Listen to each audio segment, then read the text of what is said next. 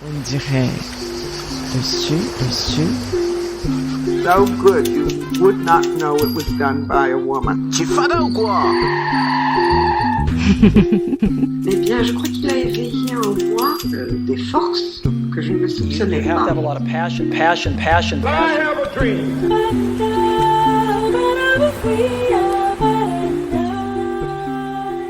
Nous pouvons tous être des acteurs du changement. Je suis Mia Batman et vous écoutez On dirait le Sud, un podcast qui part à la rencontre des entrepreneurs, artistes, sportifs du sud de la France, mais pas seulement. Dans cette émission, je vous propose des conversations avec des personnes passionnées par ce qu'ils font, engagées dans des projets qui ont du sens pour eux, extrêmement généreux en partage d'expériences. Ce podcast est indépendant et non financé. Si vous souhaitez m'aider à le faire vivre, vous pouvez le faire en mettant une note 5 étoiles sur iTunes et en me laissant un commentaire.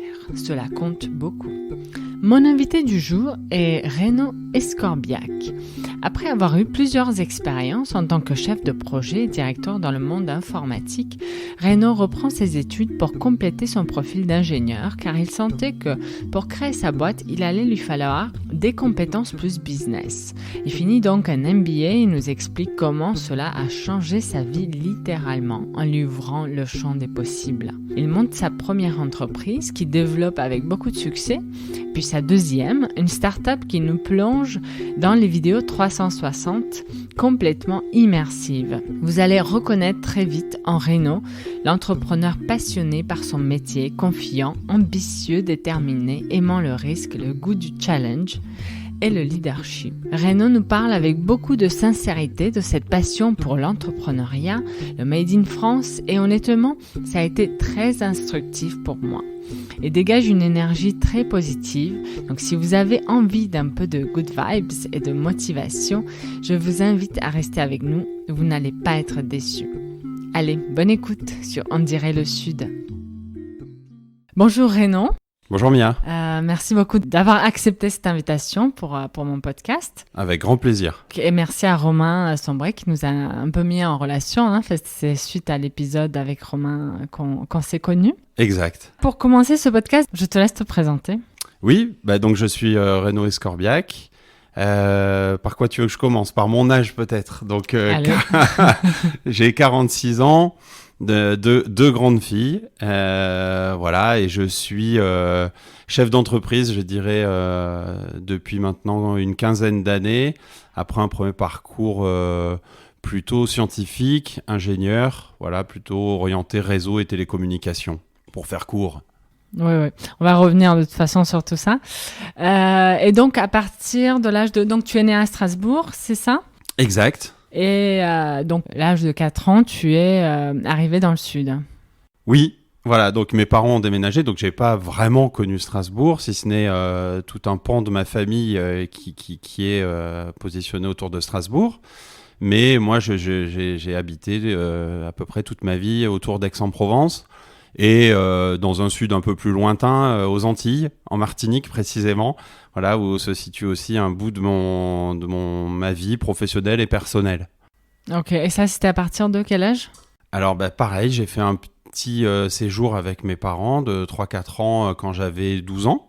Donc, à un moment marquant de sa vie, personnelle en tout cas. Et à un moment où j'ai pu y retourner professionnellement au début de ma carrière, donc autour de 22-24 ans. Voilà, et ce, pendant aussi 4 ans. Et tes parents faisaient quoi, du coup ? Pourquoi ils bougeaient autant ou... Alors, mes parents étaient fonctionnaires, pas dans l'armée, comme ça pourrait le sous-entendre.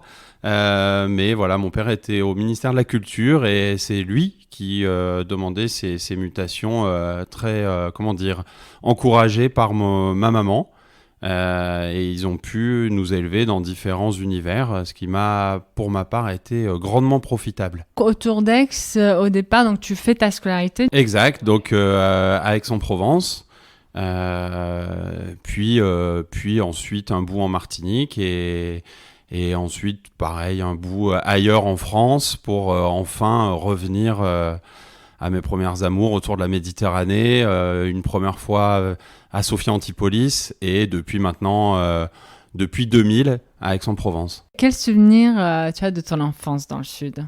Déjà marquant, c'est-à-dire profondément marquant. C'est-à-dire que moi, j'ai vraiment cette double personnalité, donc très ouverte, qui provient forcément du Sud, voire des Antilles. C'est-à-dire que c'est vraiment voilà, l'ouverture à l'autre, l'échange, le partage, et à la fois, probablement peut-être un peu génétiquement, cette rigueur alsacienne, voilà, qui aussi me caractérise, ou scientifique. Alors dans ce cas-là, je sais pas. Mais voilà, pour moi, le Sud, c'est ça, c'est l'ouverture, le partage, l'échange avec l'autre. Au-delà aussi, évidemment, du soleil, de la bonne humeur. Voilà, bon, je bougerai pas d'ici, hein, c'est évident, mais mon foyer, réellement le berceau familial du côté de ma maman, c'est la Haute-Provence.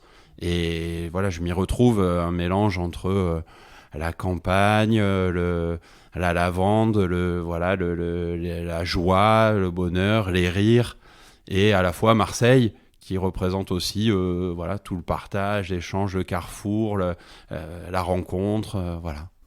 On s'y retrouve bien dans tout ça.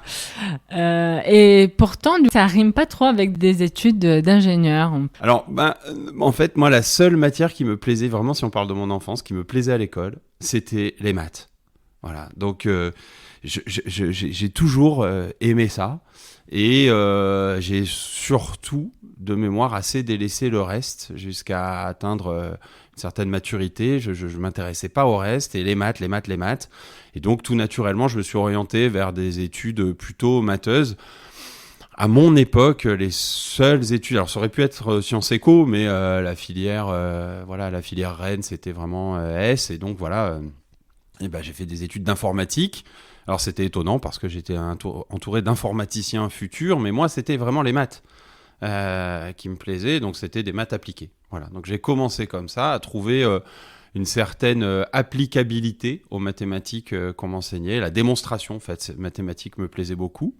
Mais on y reviendra probablement. J'ai eu cette ambivalence très vite d'être à la fois très très cartésien, scientifique, etc. sur un bout de mon cerveau, mais l'autre hémisphère de mon cerveau, la créativité, la communication, voire plus, hein, c'est-à-dire la commercialisation, la vente, était quelque chose qui m'attirait, et j'oscillais un peu entre les deux. C'est-à-dire qu'en fait, je ne suis pas devenu ingénieur par une voie classique.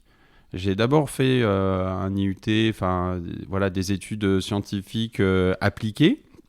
Et j'ai parallèlement eu, et à mon époque c'était assez rare, une 3e année en commerce et marketing. Voilà. Et ensuite, j'ai rebifurqué vers une école d'ingénieur. D'accord. Donc, c'est l'école de... J'ai eu mon diplôme en cours du soir au CNAM, Conservatoire national des arts et métiers.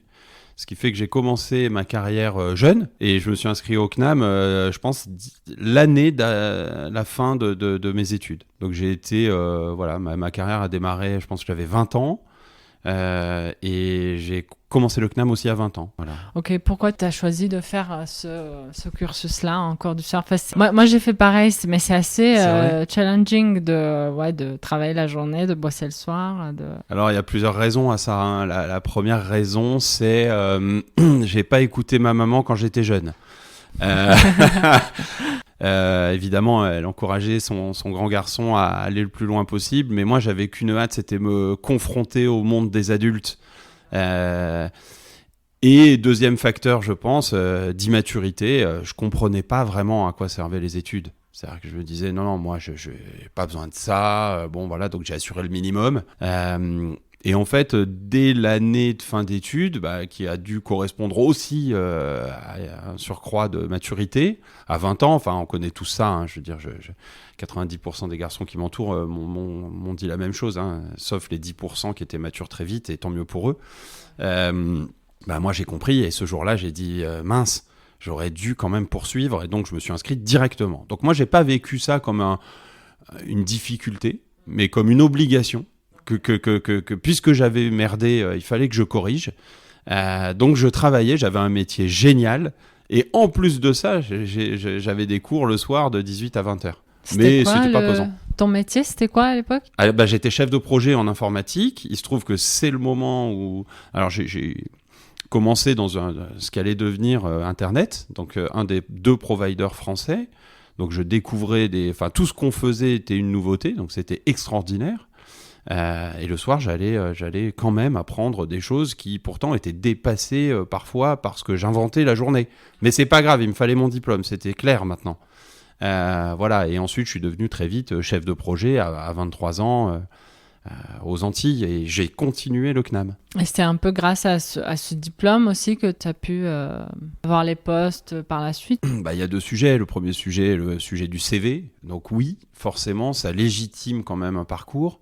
Ça valorise, ça légitime. Puis on est en France, donc le CV, ça compte. C'est ce que j'allais dire, parce que moi, en gros, mon diplôme, on m'a dit quand je suis arrivée en France qu'il fallait absolument que j'ai des diplômes pour mon CV. Et ça, je trouvais ça tellement aberrant, mais en même temps tellement vrai. Je sais. Et moi, je sais très bien, hein, maintenant, un chef d'entreprise, quand j'embauche des gens, je cherche plutôt quelqu'un qui correspond aux valeurs, qui a la capacité à devenir, ou voilà, mais malheureusement, la véracité du marché, c'est est-ce que vous avez déjà fait ça et faites voir votre diplôme, vous saurez le faire.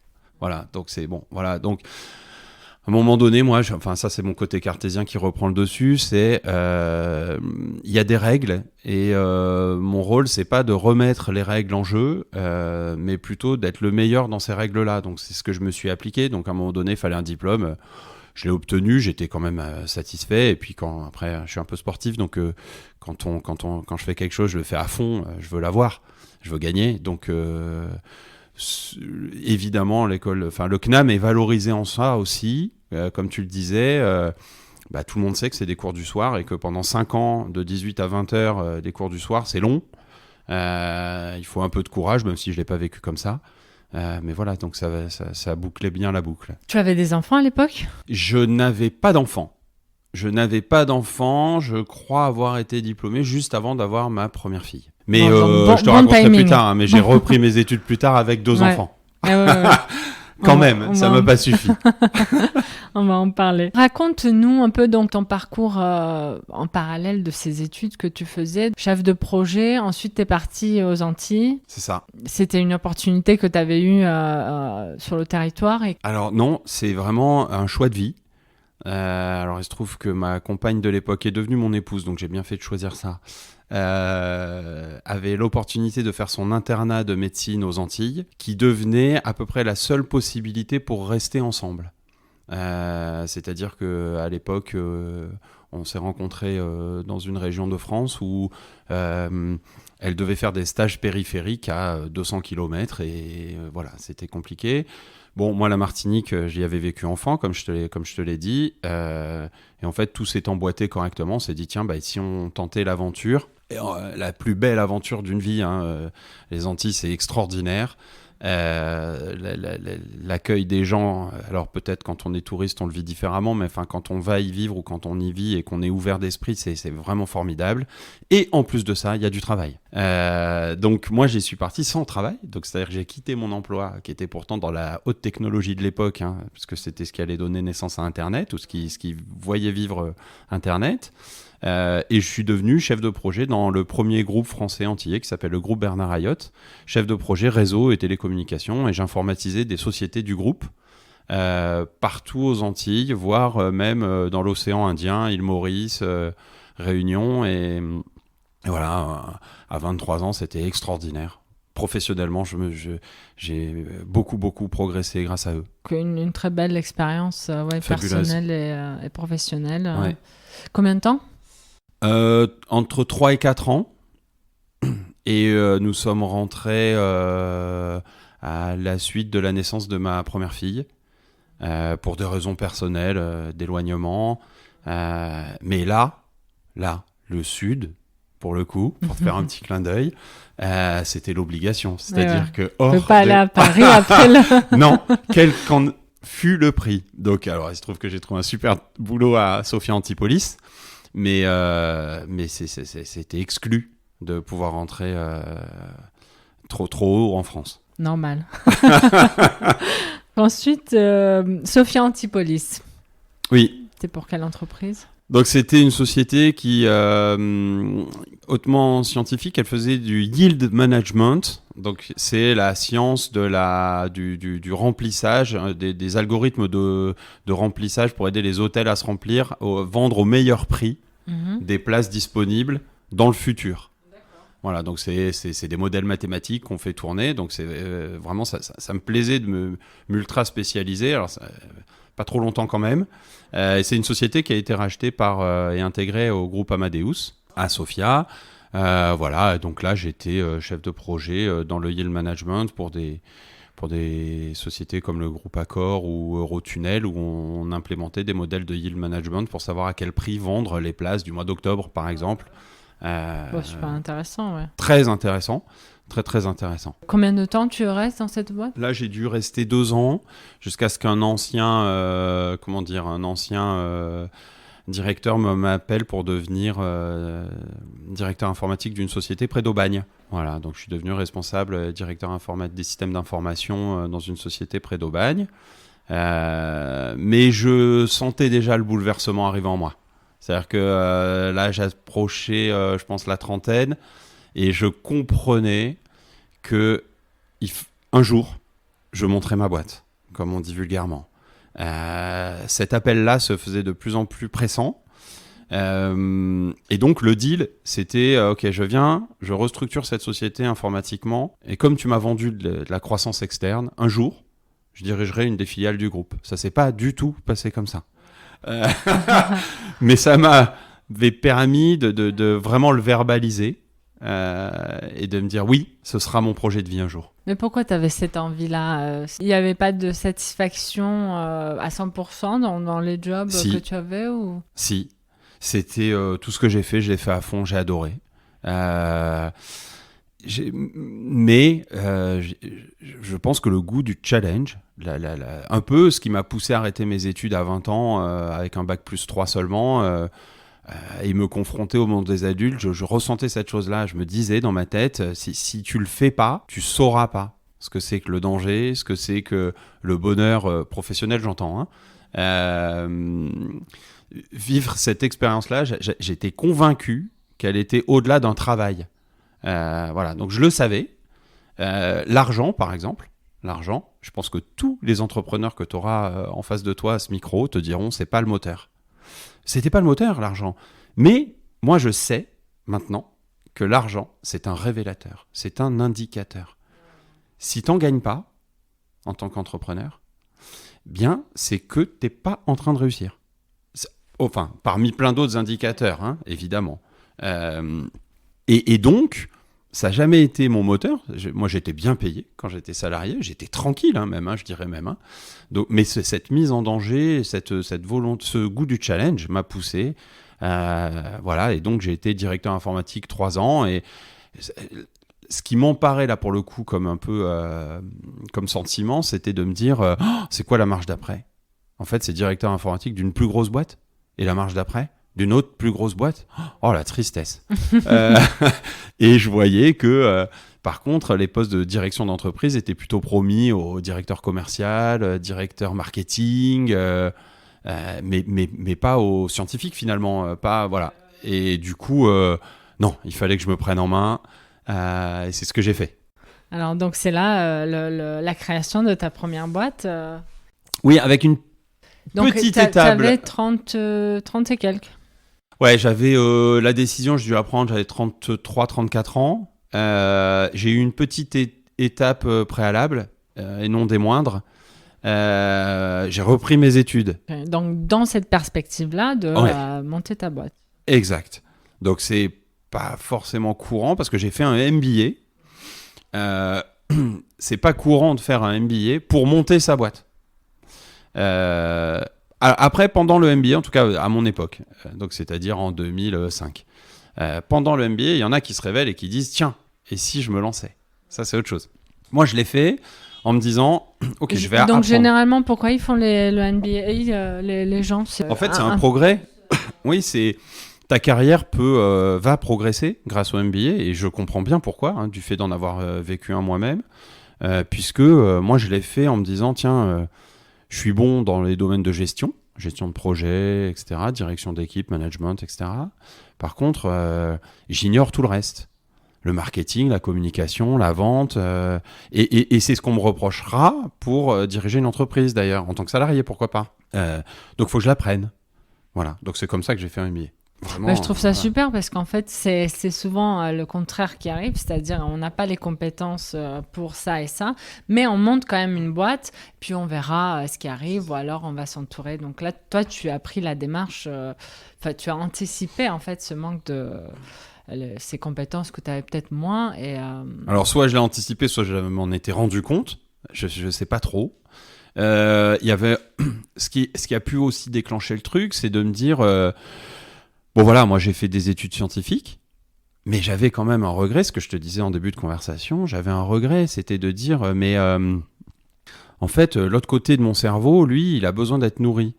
Le côté créatif, challenge, voire business. Et j'avais pas fait d'école de commerce.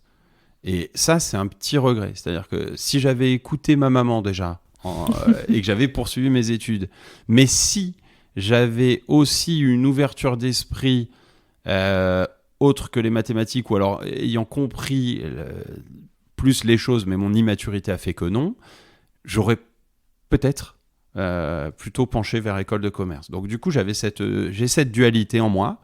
J'adore la science. Et j'adore le business. Et il a fallu que je le nourrisse. Et c'était la voie qui allait combler un manque. Enfin, je le vivais bien, mais puisque j'allais faire une école de commerce, en fait. C'est ce que j'ai fait. Voilà. Donc c'était... là, j'ai vécu un moment de bonheur dur, hein, parce que c'était dur, mais intense. C'était sur 2 ans Oui, 1 an et demi. C'était un MBA part-time, international, à Cage, à Marseille. Je les remercie vraiment encore de m'avoir fait vivre ça. J'ai appris les briques manquantes, mais au-delà de ça, j'ai appris qui j'étais et là où je pourrais aller dorénavant. Et ça, ça n'a pas de prix. Voilà. Donc voilà, j'ai une espèce de mue qui s'est opérée. Donc j'ai eu une vie avant le MBA et pourtant qui était joyeuse, heureuse, professionnellement riche, et une vie après, je pense. Voilà, et qui correspondait aussi à mon lancement de chef d'entreprise. Hein. Est-ce que tu dirais que c'est ce dont tu avais besoin pour vraiment concrétiser ce projet de création d'entreprise ? Est-ce que tu l'aurais fait si... C'est dur de répondre à cette question. Est-ce que je l'aurais fait ? Oui, mais dans mes champs de compétences. Est-ce que j'aurais été... Parce que finalement, on peut se dire, oui, d'accord, mais je m'entoure d'un bon marketeur, je m'entoure d'un bon commercial, et la chose est faite, quoi. Alors, déjà, j'avais pas conscience, je savais pas ce que voulait dire créer une entreprise. Je ne savais pas ce que voulait dire embaucher des gens. Donc oui, pour moi, embaucher des gens, c'est déjà se mettre en risque. Non, vraiment, le MBA, ça a été mon sas de décompression, enfin, une mue. Voilà, carrément, pour moi, c'est ça. Et en plus, durant cette période, on était accompagné en développement personnel. Et alors, c'est ça qui est très drôle parce que je pensais venir faire mon MBA en connaissance de cause. Et réellement, le développement personnel m'a permis, enfin, dans un axe professionnel, hein, bien sûr, mais m'a permis d'écrire un plan de développement professionnel en s'appuyant sur vraiment les fondements de qui j'étais, en mettant aussi en exergue mes points perfectibles, je dirais. Voilà, donc j'ai vraiment entamé une mue profonde. Est-ce que je me serais lancé ? Peut-être, mais est-ce que je me serais lancé de cette manière ? Sûrement pas. Certainement pas. Très intéressant comme démarche en tout cas. Suite à cet MBA, tu passes vraiment le cap et tu crées ta première entreprise ? Oui, alors je tâtonne pendant... Alors c'est ça qui était bien, c'est qu'on avait le temps. Du coup, hein, pendant 1 an et demi. Donc je tâtonne, sur 3, 4, 5, 6 projets, je pousse, je reviens, je réfléchis, j'étudie. Le MBA, je me le paye. Ça a l'air de rien, mais quand on a 33 ans, 2 enfants, c'est un vrai investissement. Ma femme travaille, donc j'ai cette chance de pouvoir vivre. Néanmoins, j'ai pas beaucoup d'argent à ma disposition pour créer mon entreprise derrière. Donc après, déjà des décisions d'investissement se posent. Qu'est-ce que je suis capable de créer ou de racheter ? Voilà, donc je m'intéresse à peu près avec ces indicateurs-là à plusieurs sociétés, à plusieurs créations d'entreprises. Je me rends compte que l'humain, c'est une part importante, etc. Et puis finalement, évidemment, on cherche, on trouve, aidé par la chance. Hein. Moi, j'ai eu de la chance dans ma vie. Certains diront elle se provoque, donc oui, je pense aussi, mais j'ai quand même eu un peu de chance. Et voilà, je rencontre quelqu'un qui, sur la base d'une bonne idée, décide de s'associer avec moi, et on s'associe à part égale dans cette société qui existait déjà, mais sur un autre métier, qu'on va développer pendant 10 ans, en fait, avec un peu de succès, voilà, mais je me souviens des débuts, très, très sympa, chez nous, sans bureau, à deux. Pour revenir à la création, donc cet associé, tu l'as rencontré comment Par le réseau. C'est ça aussi, le MBA me fait, quand je dis m'amuse, moi vraiment, elle a été complète et totale. J'avais pas forcément travaillé de réseau, voilà. Et du coup, là, j'apprends à travailler tout ça, et par le réseau, je rencontre quelqu'un. Lui, il apporte l'idée, c'est ça, et vous développez ensemble. C'est ça, okay. Exactement. Lui, il apporte l'idée, c'est plutôt le visionnaire de la bande. Moi, je suis plutôt le technicien, je dirais, de la bande.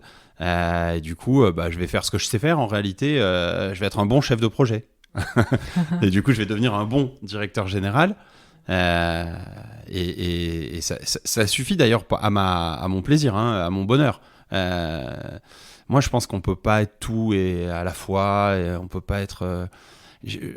J'en ai croisé rarement des hommes capables de diriger une entreprise sur tous les fronts tout seul et d'être brillantissime sur l'intégralité des fronts. Donc moi j'ai tout de suite exploité mes forces qui restaient la gestion de projet. D'ailleurs on n'a pas dit l'idée de la boîte ni ce que c'était. Donc Alors je recontextualise du coup, on est en 2006 et l'idée c'est la gestion externalisée, gros mot en 2006, donc gestion externalisée de la formation professionnelle. Et en réalité, on se dit que les entreprises se doivent de former leur personnel. Il y a des fonds à l'époque pour ça, donc les OPCA à l'époque aident les entreprises, bon an mal an, et les entreprises les sollicitent. Le problème, c'est que ça génère énormément de travail, de gestion administrative. Et du coup, les entreprises se délaissent un peu à tout le système de la formation. Mais du coup, c'est pas très vertueux puisqu'ils forment pas bien leurs collaborateurs. Et nous, on rationalise une offre de gestion externe de la formation professionnelle et on devient un appui au service RH ou au service formation. Alors au début, même l'idée était plutôt orientée PME. C'était le marché qu'on connaissait le mieux. Mais très vite, on a été happé par les grandes entreprises qui avaient besoin d'aide, finalement aussi, dans leur service formation. Voilà, donc on monte ça, on s'associe, je crois, début 2007. Comment vous aidez concrètement les entreprises ? Develop Invest, alors déjà, premièrement, Develop Invest existe toujours. C'est important. Oui. Même si moi, j'ai quitté l'aventure, je te raconterai plus tard. Ça existe toujours et concrètement, ça aide les entreprises sur 4 grands pans, c'est-à-dire en amont, bien identifier les besoins de formation, mettre en face des besoins une offre, donc des organismes de formation qui vont pouvoir répondre le mieux possible aux besoins et à la formation des collaborateurs. Alors il y a multiples formats pour le coup. Réussir à monter des dossiers de financement autour de ces projets de formation auprès des OPCA, OPCO aujourd'hui, pour aider. Et puis surtout, prendre à notre charge de Develop Invest la gestion administrative inhérente à tout ce qu'on vient de monter. Parce que on reste en France et tout ce que tu essayes de monter avec une administration va générer énormément de gestion administrative. Donc on va le gérer à la place du client. Voilà à peu près l'idée globale qui tourne autour de ces 4 axes et ça crée un service externalisé de la formation professionnelle. Vous avez eu donc des grosses boîtes aussi qui... C'est ça, oui. Donc on a fait des choix. On était plutôt positionné middle market, donc c'est-à-dire entreprise entre 1000 et 3000 collaborateurs, avec toujours quand même quelques PME et locales en particulier. Qui faisaient appel à nous, qu'on était heureux d'accompagner, et puis quelque part aussi On répondait parfois à des appels d'offres et des très grosses sociétés pouvaient faire appel à nous sur certains besoins. Donc la boîte, elle s'est bien développée. Vous aviez une quarantaine de collaborateurs. Alors moi, quand je suis parti, voilà, on était entre 40 et 50 collaborateurs. Donc j'ai quitté la direction et aussi le capital d'ailleurs de l'entreprise. D'accord, pourquoi t'es parti donc ? L'aventure a duré 10 ans. C'est bien. C'était un cycle. On était associés, on était 2.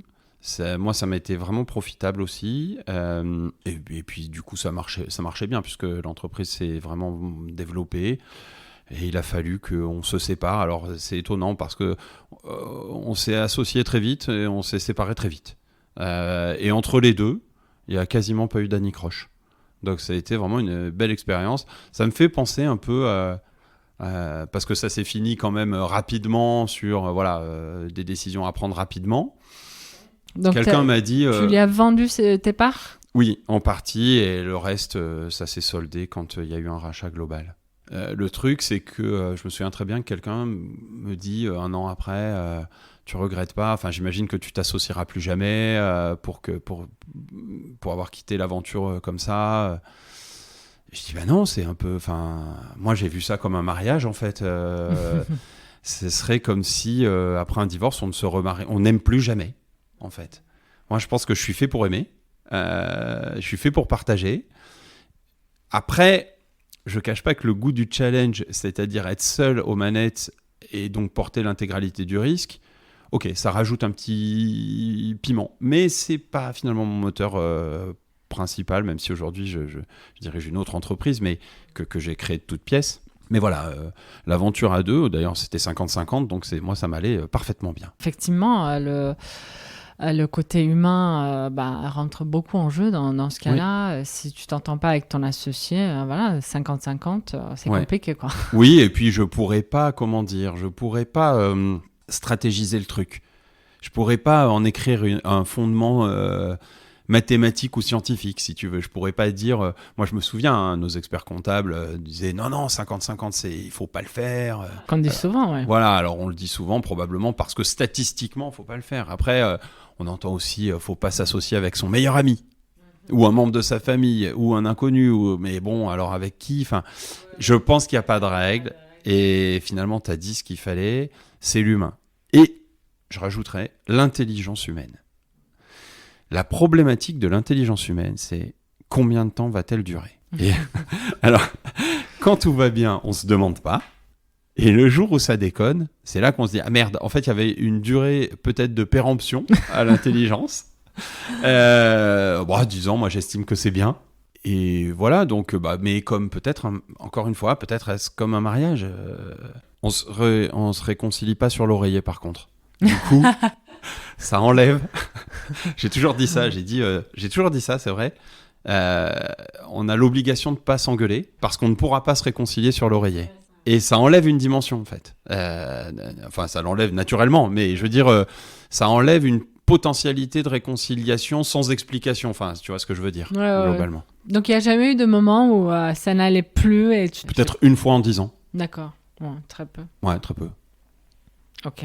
Tu quittes cette aventure, la boîte se fait racheter. Oui, en tout cas, on décide de se séparer. Pour l'instant, oui, voilà, c'est ça. Mon associé me rachète mes parts, on va dire. Bon, donc c'est une belle réussite pour une première création d'entreprise. Oui, c'est bien. Oui, moi je suis très très heureux de ce que j'ai vécu en tout cas. Raconte-nous comment ça se passe dans ton entreprise, qui est ton entreprise actuelle, que tu mènes de front. Alors déjà, je fais un vrai break en fait. Je m'aperçois que mes enfants ont grandi. Donc je profite de ma famille pendant une année et de moi aussi. En fait, j'ai besoin aussi de me retrouver un peu. Donc je fais des trucs vraiment pour moi. Pendant une année, pour ma famille et moi. Parce que vraiment pendant ces 10 ans, tu as un peu délaissé, on va dire, ce côté-là, perso, famille. Ce serait fort de dire délaissé parce que on a fait quand même des beaux voyages, des choses comme ça, mais le quotidien était pesant, pas pesant, il était prenant.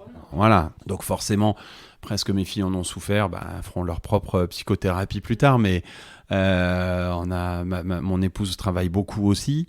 Donc c'est une espèce de rythme qu'elles ont, je pense, connu depuis leur naissance. Donc est-ce qu'elles en ont souffert ? Je sais pas.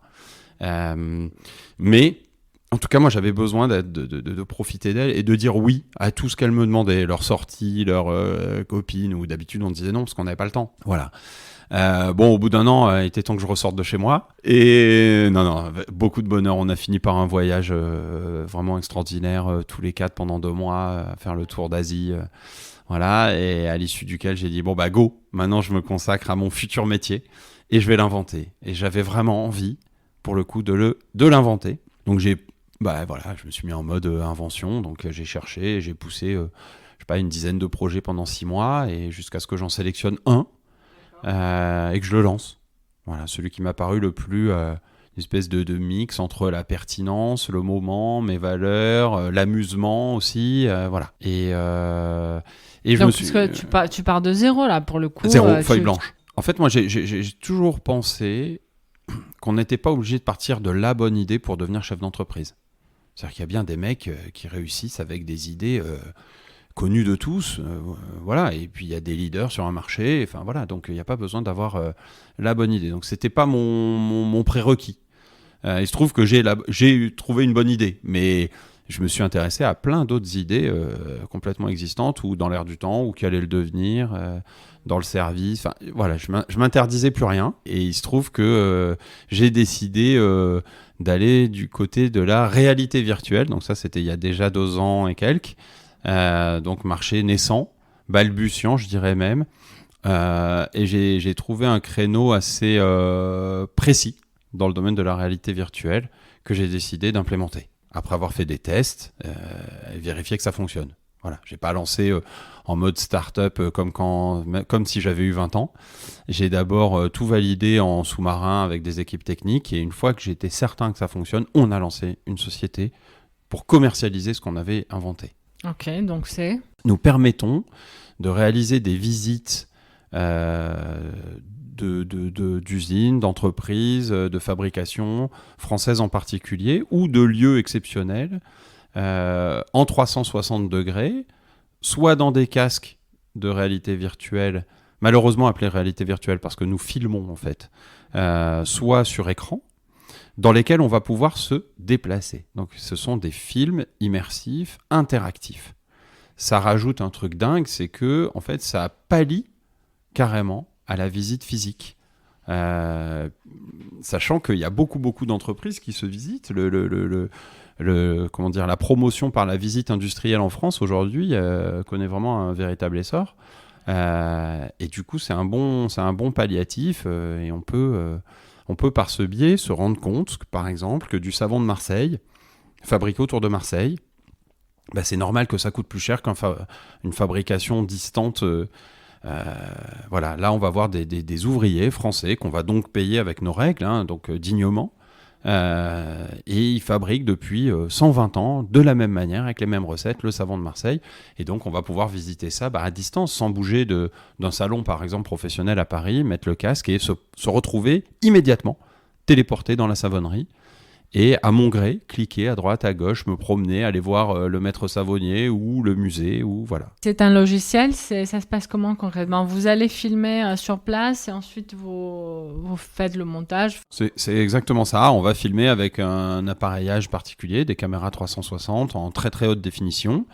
Et après, j'ai des équipes de montage, de post-production, donc un monteur, quelqu'un qui fait des effets spéciaux... Et on va rajouter évidemment des éléments informatiques puisqu'on va pouvoir cliquer et se déplacer de scène en scène.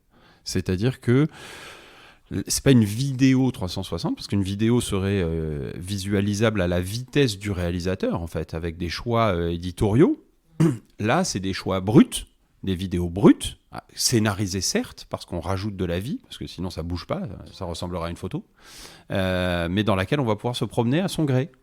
Partir à droite ou à gauche. Si Mia, toi t'essayes et moi j'essaye, je vais plutôt, je sais pas moi, on a fait un film sur les Saintes Maries de la Mer par exemple, toi tu vas être attiré par visiter les animaux en Camargue, et moi je vais plutôt aller voir l'église par exemple. Mais après on va pouvoir se recroiser. Donc il y a aussi un casque, le plus connu qui est Oculus. C'est lui qu'on utilise. D'accord. Majoritairement c'est lui qu'on utilise. Il se trouve que par les temps qui courent, on a décidé de réaliser exactement ce qu'on faisait dans le casque sur ordinateur pour que ce soit accessible au plus grand nombre. C'est évidemment un tout petit peu moins immersif parce que le casque a un intérêt majeur, c'est qu'il inhibe ta vue à 100%.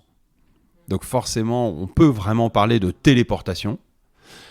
Sur un écran, je te téléporte plus, mais par contre, tu réalises vraiment une visite. Et là, il y a un nouveau phénomène qui rentre en ligne de compte, c'est que on va pouvoir rajouter du contenu, beaucoup de contenu, de la voix off, des vidéos plates à l'intérieur de la vidéo 360 ou des photos, voire des process de fabrication dans le cas de Marius Fabre.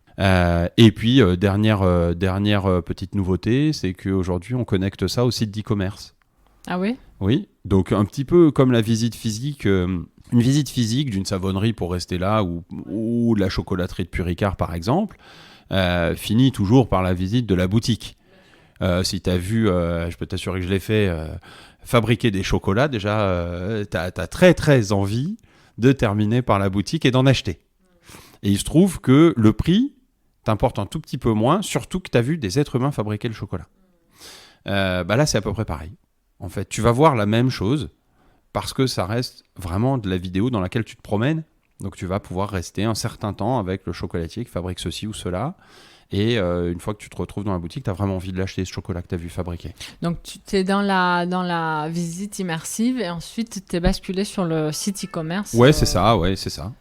Donc l'idée c'est de vraiment promouvoir des lieux, donc ça peut marcher pour les musées, les universités, j'en sais rien pour. Oui, ça peut marcher pour l'éducation, par exemple l'université, voilà, choisir un métier, choisir une université. En effet, ça peut marcher pour des musées, bien sûr. Alors les musées, ils font beaucoup de choses en 3D. Nous, on fait le choix de la vidéo 360. On pense que c'est,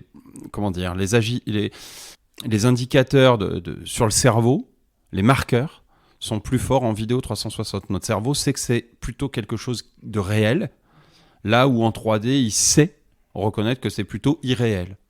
Voilà. Donc, nous, on a fait des tests, par exemple, sur l'augmentation du panier moyen dans une boutique parisienne qui achète qui vend du savon de Marseille. On s'aperçoit qu'il y a un accroissement de 40% du panier moyen. Entre quelqu'un qui rentre et qui achète du savon, quelqu'un qui rentre, qui visite dans le casque la savonnerie et qui achète du savon, il y a 40% d'augmentation de panier moyen. C'est pas neutre. D'accord. Est-ce que vous avez un fort développement avec le confinement Alors, on était en très fort développement, donc on avait une année d'existence. On a été créé officiellement et juridiquement en janvier 2019. On a fait une très belle première année pour une start-up. Donc, comment tu fais pour avoir tes premiers clients ? C'est toi qui démarches, du coup, tu fais un peu le commercial Alors, j'ai pas 20 ans, j'ai donc un petit réseau. Et du coup, j'ai commencé par les clients que j'avais dans mon réseau, en leur disant, voilà, on va lancer un truc, si tu veux bien être mon cobaye dans tel domaine d'activité, voilà. Et c'est comme ça qu'on a commencé, avec Marius Fabre en l'occurrence.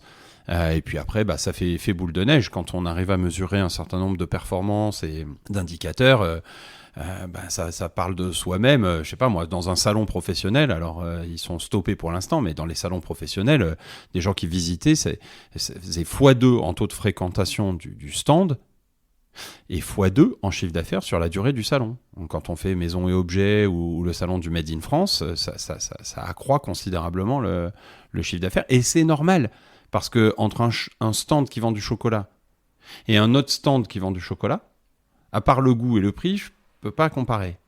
Mais là, je vois les artisans chocolatiers. Quand je dis que je suis artisan chocolatier, par exemple, ça veut dire quelque chose, artisan chocolatier. Quand je les vois à l'œuvre, les gens, je comprends pourquoi maintenant ça vaut 3 € un chocolat plutôt qu'un paquet à 3 € dans la grande distribution. C'est pas pareil. Et du coup, on a eu un bon développement la première année, avec comme ambition de réaliser ça pour plein de domaines d'activités différents, une dizaine pour être précis.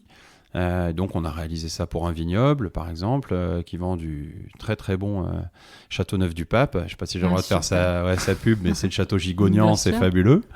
Génial. On adore le vin. Ah ouais, et celui-là en particulier. Et du coup, voilà, lui, il est pareil, il fait des salons œnologiques. Alors on pourrait dire, mais non, mais dans un salon œnologique, c'est le goût. Salon du vin, c'est le goût qui compte. Ah, mais enfin bon, quand on goûte 5 d'affilée, je pense que le 6e, le goût, il est un peu faussé. C'est d'ailleurs pas pour rien que derrière, il y a une vidéo du château qui tourne, filmée en drone, etc. Et donc voilà, donc on peut se promener dans le vignoble, dans un salon œnologique, et etc., etc.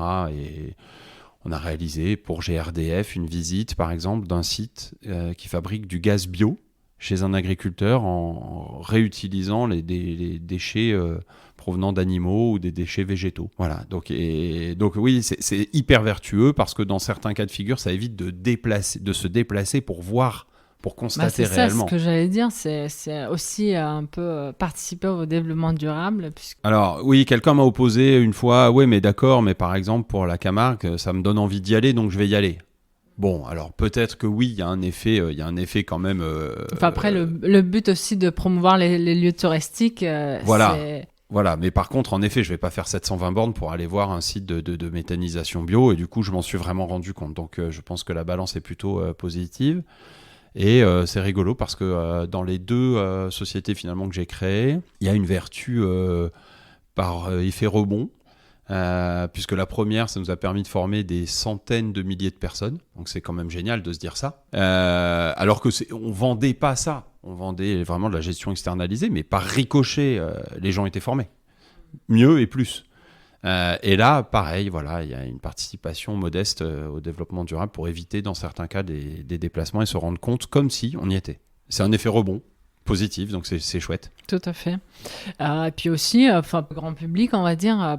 peut avoir accès à des informations, à des visites incroyables. Alors oui, c'est exact. Alors la chocolaterie ou Marius Fabre, comme on parlait d'eux, eux se visitent toute l'année, un peu moins en ce moment, mais sinon se visitent d'habitude, donc on peut le voir. Mais on a réalisé des films pour des lieux fermés au public. Évidemment, GRDF, on va pas s'amuser à aller voir l'agriculteur pour visiter un site de méthanisation, mais leurs films à eux étaient plutôt destinés à un public interne. Donc soit 2500 collaborateurs pour leur éviter d'aller directement sur le lieu. Donc c'était quand même avant-gardiste et vertueux. Mais on a fait un film pour Enedis et on a filmé là pour le coup des postes sources d'électricité qui gèrent du 250 000 volts. Donc on imagine vraiment pourquoi c'est fermé au public. On a pu filmer, monter et ça se visite comme si on y était. Et là pour le coup on les a accompagnés... au salon à Marseille cette année et le grand public, les collégiens en particulier, ont pu visiter ces installations assez extraordinaires. Vous êtes 4 collaborateurs? Oui, exact. Okay. Ouais. Qui font quoi? Du coup, comment au début, tu as besoin de techniciens, c'est ça? Oui, c'est ça. Alors, on a une équipe technique de 2 personnes internes et on fait appel à des personnes externes quand on a besoin. On a un collaborateur qui vient de chez Canal parce qu'on avait besoin quand même d'avoir une qualité visuelle et audiovisuelle, il y tient, de pointe, et vraiment de haut niveau. Et on a un collaborateur qui, lui, réalise plutôt tous les éléments 3D et effets spéciaux dans les films. Voilà. Et l'autre personne est plutôt du côté commercial et m'accompagne sur la partie business development. On aurait dû être plus en 2020, je te cache pas. On avait un plan de développement et un plan de croissance qui nous poussait à être à peu près le double à date. Ça s'est calmé et on va faire de manière pérenne, on va revoir les choses. Donc, quelle penses-tu que sera la tendance suite au confinement, justement, qui va un peu changer nos modes de vie actuels? D'abord parce que les lieux seront beaucoup moins accessibles, etc. Je pense qu'il y a une transformation qui va devoir s'opérer. La première il y a plusieurs moments aussi. Là, on est dans un moment de confinement et ça va perdurer pour les lieux qui se visitent. C'est-à-dire très clairement... T'as raison, on visitera plus impunément des lieux, en tout cas pendant quelques mois ou peut-être années. D'un autre côté, comme tu le dis, alors moi je prends beaucoup le Made in France, c'est-à-dire que les musées c'est pas trop là mon champ d'action. Il est vraiment plutôt sur l'entreprise et ceux qui fabriquent en France. Donc ça tombe plutôt bien. Moi, je pense qu'il y a une vertu à montrer qu'on fabrique en France. Donc je le pensais déjà avant, autant te dire que c'est redoublé en ce moment. Et qu'en plus, la vertu, elle est accentuée par le fait que sur le consommateur, ça joue. C'est-à-dire que si je vois que mes habits, mes jeans sont fabriqués dans la Drôme, par exemple, mais que je le vois réellement, c'est-à-dire que je ne vois pas que c'est du marketing. Je le visite vraiment, je rentre dans l'usine. Je vais à côté des couturières et je vais dans l'entrepôt. Je vois la personne avec son Clark manipuler, etc., le stock. Donc, je suis dans l'usine, je fais cette vraie visite d'usine. Là, il y a quelque chose qui se passe dans ma tête. Déjà, je le pensais avant. Aujourd'hui, c'est encore pire. Il y a bien de la production locale qui est faite, vertueuse. C'est aussi pourquoi ce jean-là vaut peut-être un petit peu plus cher, etc., etc. Voilà. Donc, je pense que la visite telle qu'on l'a imaginée, et alors on l'a sortie, il faut être clair, nous on l'a sortie du casque. C'est-à-dire que l'effet dans le casque, il était tel que c'était vraiment, on pouvait parler de téléportation. Je pense que par les temps qui courent, le casque, on ne va pas pouvoir tout de suite s'en resservir et le refaire passer de tête en tête. Il faut être sérieux et voilà. Du coup, c'est peut-être un peu moins immersif, mais beaucoup plus informatif. Puis aussi, sur un écran. Le casque coûte quand même assez cher. Oui, alors ça coûte aussi assez cher, c'est vrai, mais après, comme c'était une utilisation partagée dans la plupart des cas, voilà, c'était pas si onéreux. Là où ça aurait été onéreux, c'est que tout le monde soit équipé. Aujourd'hui, le taux d'équipement est très très faible, donc on a décidé, voilà, nos visites sont... Mais on y arrivera peut-être, à avoir tout ça. Moi, j'y crois beaucoup, parce que tous ceux qui essayent un casque tombent à la renverse c'est un média à part entière, voilà. Donc, mais aujourd'hui, voilà, nos visites, c'est PC, Mac, smartphone, tout type de smartphone. Et donc, c'est évidemment un tout petit peu moins immersif, mais par contre, c'est beaucoup, beaucoup, beaucoup plus informatif. Donc, ça va se généraliser, c'est certain. Pour les visites, il y a tout un marché pour l'immobilier aussi. L'immobilier, j'ai pas trouvé le business model adéquat. Je te cache pas. Alors, encore une fois, peut-être un peu par goût du challenge, j'ai pas très envie d'aller... je suis allé sur les terrains plutôt inoccupés. Et dans l'immobilier, il y avait vraiment... Il y a à boire et à manger, déjà.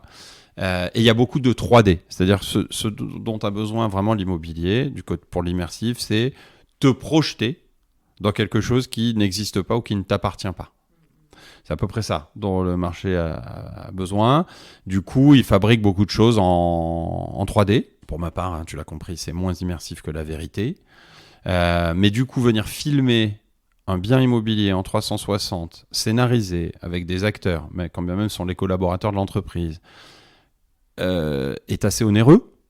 Et du coup, dans l'immobilier, on a un petit problème, c'est que le seul qui va dépenser de l'argent, ou qui doit dépenser de l'argent, c'est l'acheteur à la fin. Mais on ne le connaît pas au début. Donc c'est un vrai problème. Voilà. Donc voilà, moi j'ai pas rencontré le business model évident sur l'immobilier. Je pense qu'eux ont des choses à faire. Alors pour le coup, je pense que c'est aussi un marché qui doit se transformer à un moment donné. Donc peut-être que la réalité virtuelle aura toute sa place à ce moment-là, mais voilà, j'ai tellement de choses à faire et puis ça me correspond tellement plus le Made in France que je mets toute mon énergie dans deux choses vraiment, le Made in France et les lieux d'exception française. Voilà, ça me plaît tellement que on met toute notre énergie à ces endroits-là qui nous occupent à 100%. C'est un peu une passion donc, que tu as vu grandir en toi avec la création de cette entreprise ou ça existait déjà avant? Non, ça existait depuis toujours. Moi, j'adore mon pays.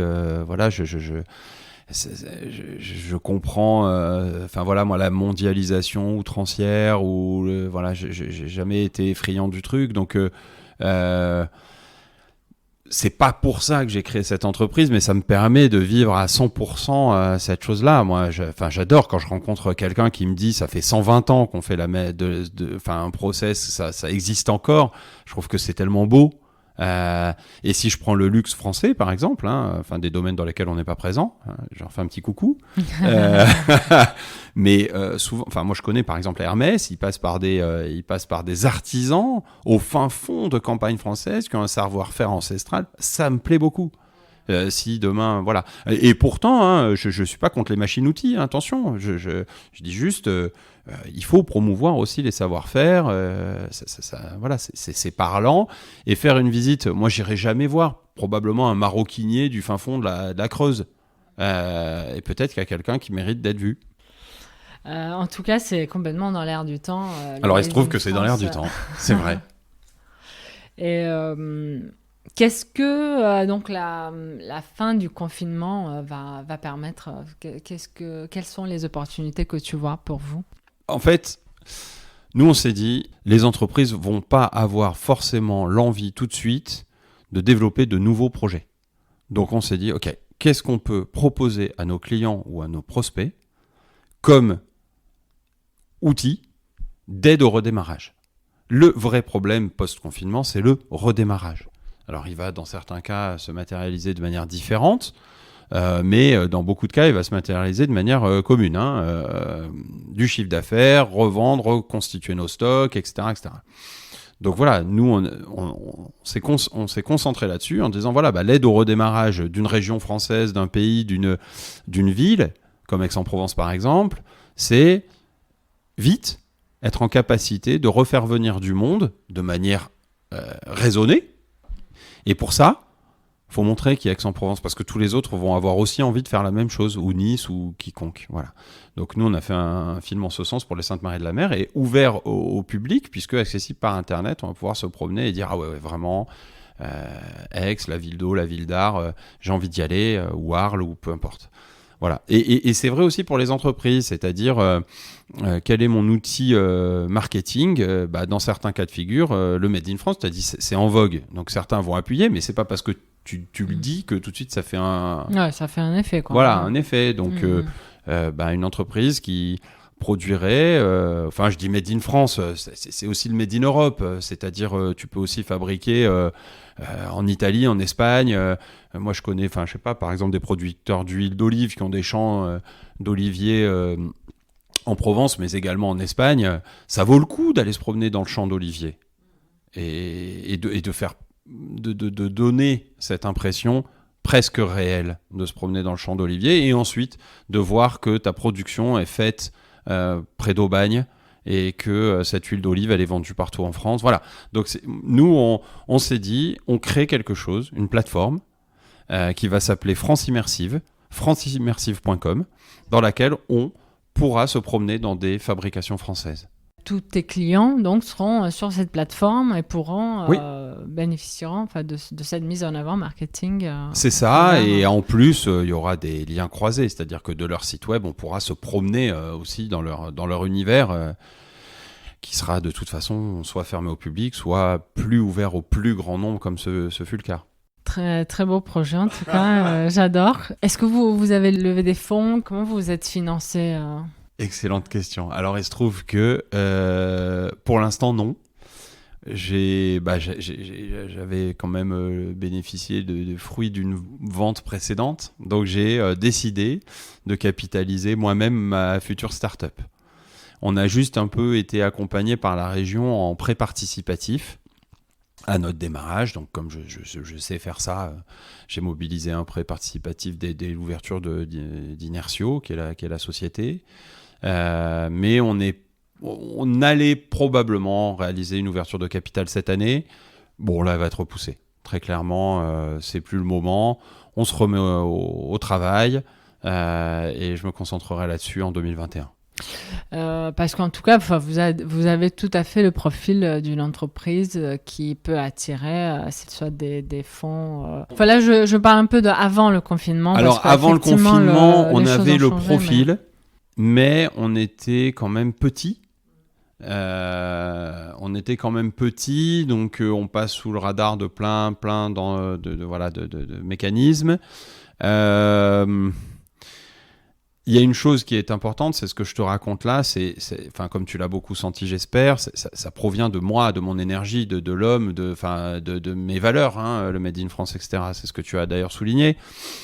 Mais j'ai pas de brevet. Par exemple, ce que je te raconte là, donc c'est pas non plus hautement scientifique. C'est beaucoup d'énergie commerciale, d'envie, de force de conviction, etc. Ça, ils aiment pas tellement. Enfin, ils aiment bien l'homme, que ça dépende de l'homme, mais bon, s'il y a un petit brevet ou du récurrence, ou voilà, de la récurrence en face, c'est très à la mode tout ça. Donc, non, on n'a pas fait que des adeptes. Alors, ils adorent tous quand on passe le casque. On s'est même fait rejeter par la BPI. Ce qui est quand même... Ah ouais ? Ouais, c'est plutôt une prouesse. Je vais peut-être le mettre dans la case réussite, du coup. S'ils m'écoutent, je leur fais un petit salut amical aussi. Mais non, mais c'est inadmissible. Vraiment, là, pour le coup. Mais c'est le cas. Et pourquoi ? Parce que la réponse était assez laconique. Trop de dossiers et le vôtre n'a pas retenu notre attention malgré tout l'intérêt que blabla. Donc, voilà. Pourquoi, je ne sais pas. Mais probablement quand même pour cette histoire de donc il y a deux mots, brevet et scalable. Est-ce que c'est scalable en français, parce qu'on a francisé le terme. Non, ça n'est pas scalable en l'état puisque je filme chaque usine et chaque entreprise, voilà, et j'en suis fier. Mais ça prend combien de temps environ donc pour une entreprise? Moi, en un mois c'est fait. D'accord. En un mois, ça peut sortir, voilà. Mais bon, là aujourd'hui, on verra, parce qu'on n'est pas retourné filmer depuis un moment. On a fabriqué des choses avec déjà des images existantes. Voilà. Donc après, on ouvre aussi un autre domaine là, qui lui va être scalable, parce que quand même, j'écoute les conseils qu'on me donne. Et du coup, on va à côté du Made in France, on monte une marque pour aller dans le domaine de la santé et des EHPAD pour faire voyager. Donc ça aussi, ça m'est vraiment apparu comme une obligation ces dernières semaines, faire voyager des gens qui malheureusement, eux, sont confinés tout le temps. Et donc, avec nos technologies, c'est vraiment, comme je te l'ai dit, c'est une téléportation. J'étais plutôt pas attiré par ce domaine, et là finalement je me dis c'est aussi un service qu'on va leur rendre, parce que quand on permet à des gens d'aller se promener au milieu des chevaux, c'est presque thérapeutique, voilà. Donc on a plein de choses comme ça. Donc dans le tuyau. Donc là, à travers le casque, ou ce serait... Là, ce sera à travers le casque. En fait, dans le milieu médical, paradoxalement, le casque est moins un frein, parce que de toute façon, il sera désinfecté comme au même titre que tout le reste du matériel. Voilà. Donc voilà, pour éviter la douleur, pour éviter... on est sur des projets comme ça. On est là pour le coup, on est en mode POC. La preuve de concept ou proof of concept, qu'est-ce que c'est ? C'est un ensemble d'éléments plus ou moins tangibles assurant la viabilité d'un projet. Autrement dit, il s'agit de démontrer qu'une idée ou un concept puisse avoir une application concrète et soit réalisable. La preuve de concept est un moyen pour les startups de valider l'existence d'un marché, mais aussi de prouver de la faisabilité d'un nouveau produit ou service. Et on fabrique des choses pour aussi des thérapies plus longues, comme les chimios, des choses comme ça, dans lesquelles on va pouvoir s'évader vraiment, alors qu'on est dans un milieu franchement inhumain, pour notre bien certes, mais quand même. Et du coup, voilà. Donc on est en train de fabriquer ce genre de choses. Tu es aussi investisseur, à titre...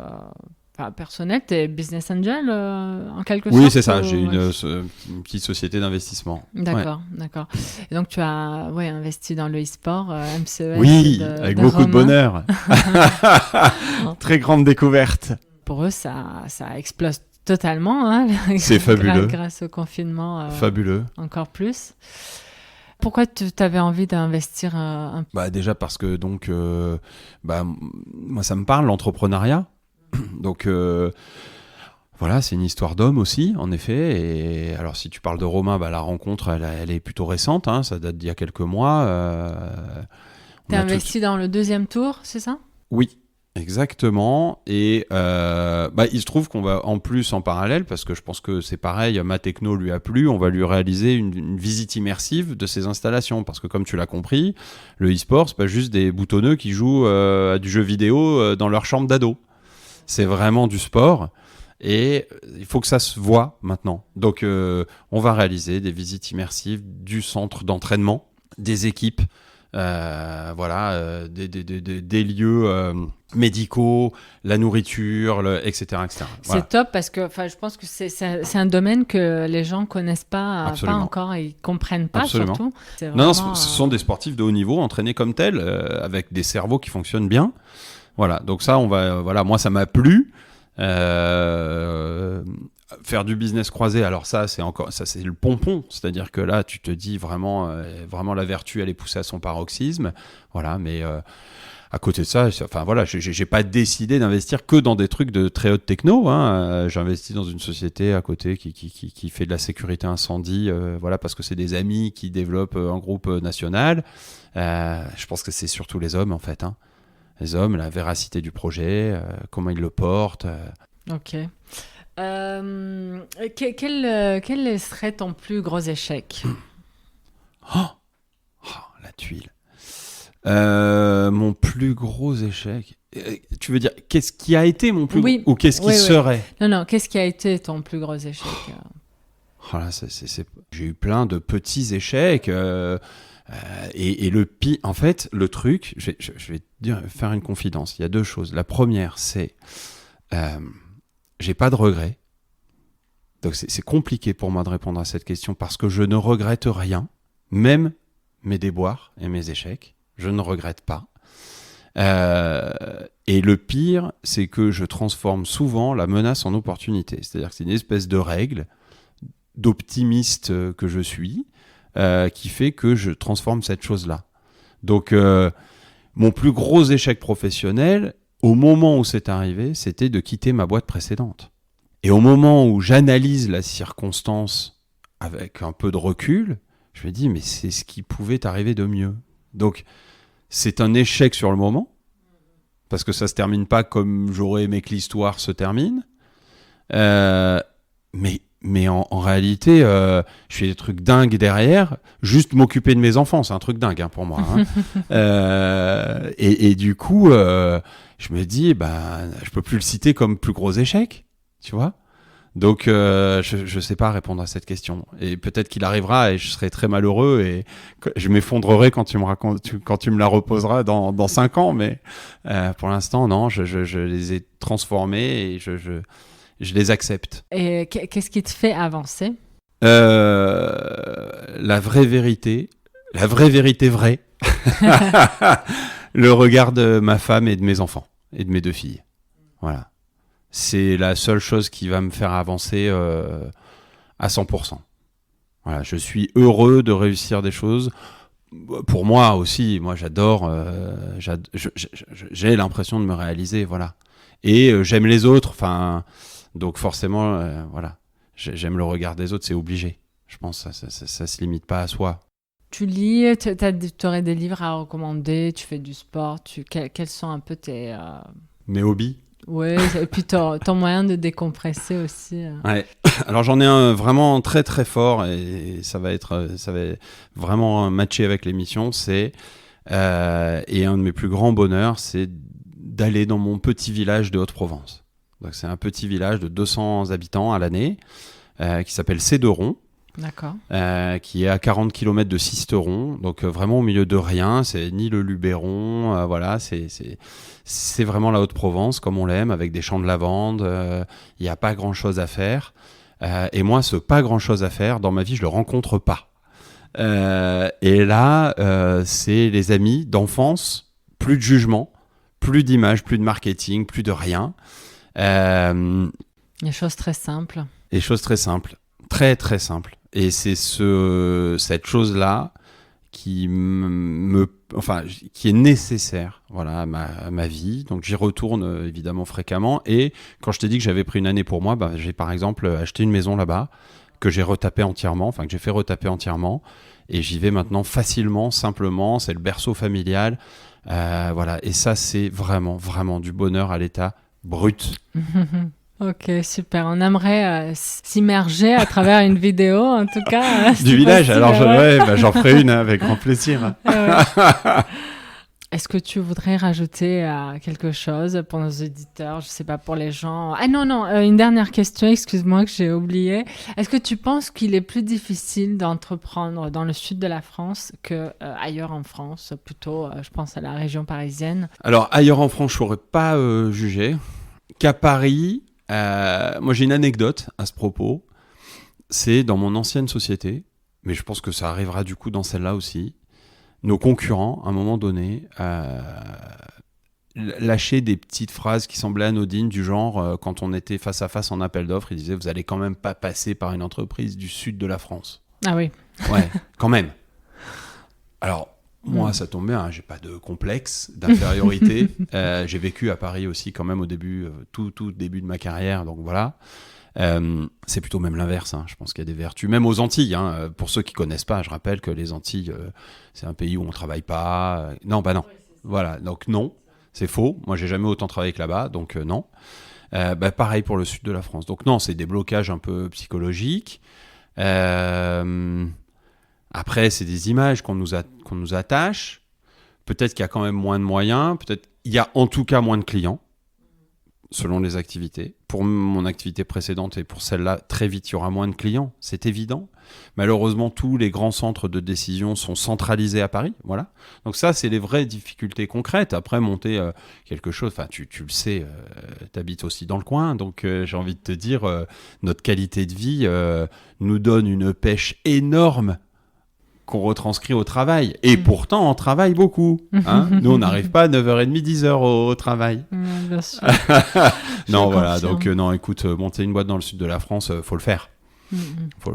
Faut pas le dire trop fort, hein, justement, pour qu'ils viennent pas tous. Mais tous les Méditerranéens, restez là.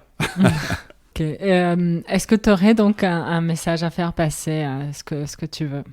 Alors, si je devais Allez, je vais choisir une cible.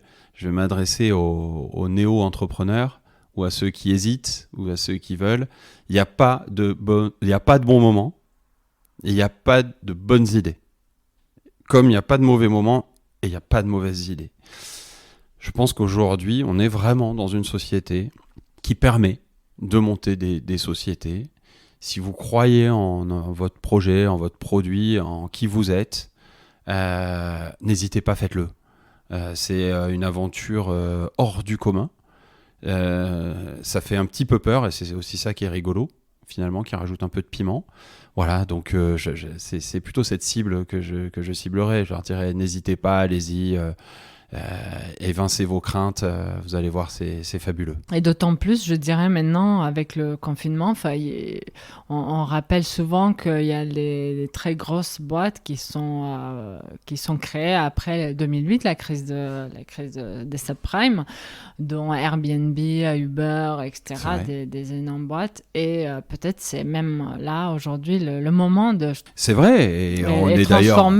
transformer les... Exact, exact. Il y a des prises de conscience individuelles. Il peut donc y avoir aussi des prises de conscience de besoins professionnels, collectifs, voilà. Et puis on n'est aussi pas obligé de viser la taille d'Airbnb. Non, bien sûr. Non, mais c'est un très bon exemple parce que Airbnb est un produit qui a pris une place de marché alors que ça n'existait pas. Donc ça, c'est fabuleux. De mon point de vue d'entrepreneur.